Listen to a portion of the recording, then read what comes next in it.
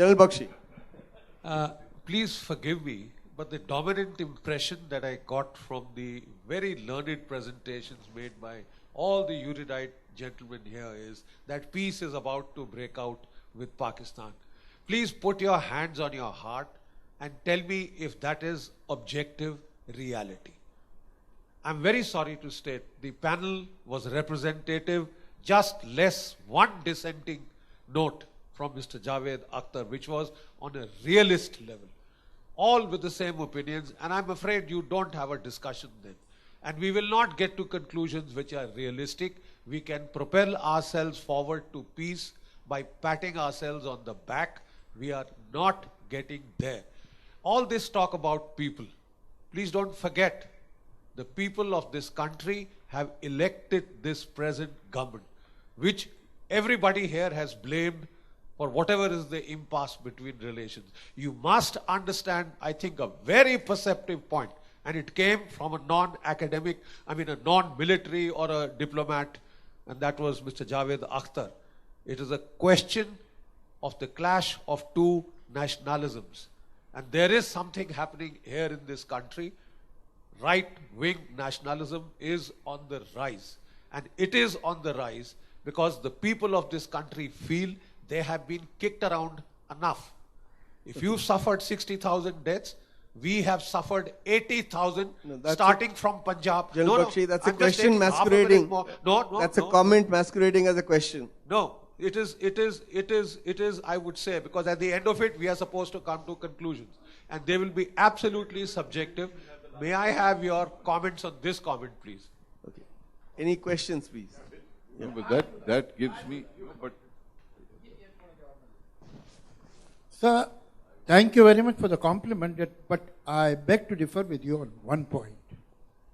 People who are kicked around, who are these people? The fact is that the fundamentalism and reactionary forces in this country are brought by the privileged, not the people who are kicked around. People who are in bonded labor, people who are landless laborers, people who sleep on the payments of metropole, these are the people who are kicked around. This is the fascists. These are the curse on this country who are raising the temperature of this so-called Hindu nationalism. They want to make India Hindu Pakistan. They are as dangerous as the Pakistani right-wing. May I just come in with your permission, Bharat Bhushan Saab? I will try to remain cool. I will not become intense, but I do want to submit that I am surprised and disappointed that this discussion has gone to the level of questioning the very rationale for Pakistan. I don't recall any of the Pakistani participants questioning the rationale for the existence of the Indian state, which came into existence for the first time in 1947. Pre-1947, India was a region. Never a state that represented the totality of the territory which today is composed by Bangladesh, Pakistan and India. There were 562 princely states, big and small.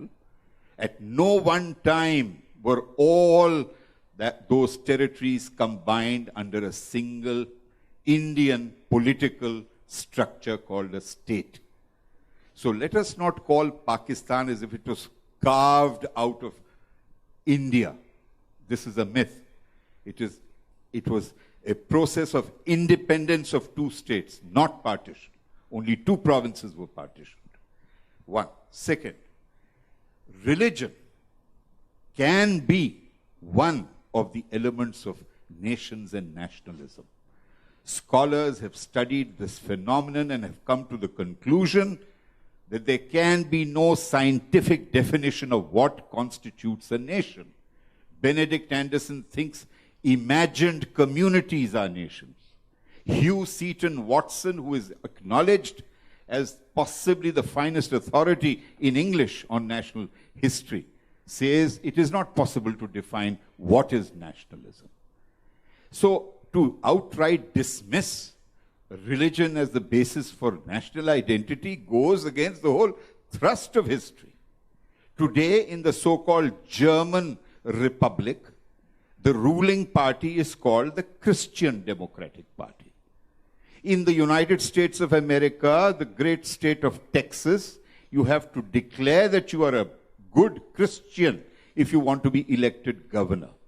So, religion in various forms constitutes, for better or worse, one, not the only one, of the elements of national identity. I think, Mr. Jabbar, you made your point. You made your point. Right, You're I've not made my even point. responding to a Okay, question. okay. And And my suggestion would no, be right. the two of you do a Look, back channel over a glass of right. whiskey and may I, discuss it. yeah, may I? But conclude with one brief point. Right. I don't want to go on about it. It was said by my dear friend Mani Shankar. This is very shocking. That what? Pakistan was conceived as a non-pluralist entity. I'm sorry to say, that's totally untrue. Pluralism is not defined just by having 97% of the people from one religion. Pluralism is about multiplicity of languages, dialects, ethnicities, geographies. By every one of those measures, Pakistan's genesis was pluralist, and it remains so. Just as India's Muslims are diverse, just as India's society is diverse, so is Pakistani society.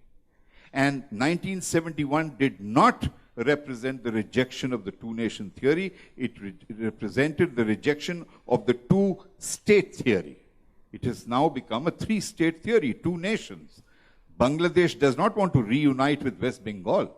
They are conscious of being Muslim and they want to remain Muslim. You know, this is really unfair. Now you're taking time away from the audience. But so fundamental, I mean, you make such a strong, sweeping statement to erode, question, denigrate Pakistani national identity. We didn't do that. I mean, I didn't do it. I didn't say there's no basis for India to exist.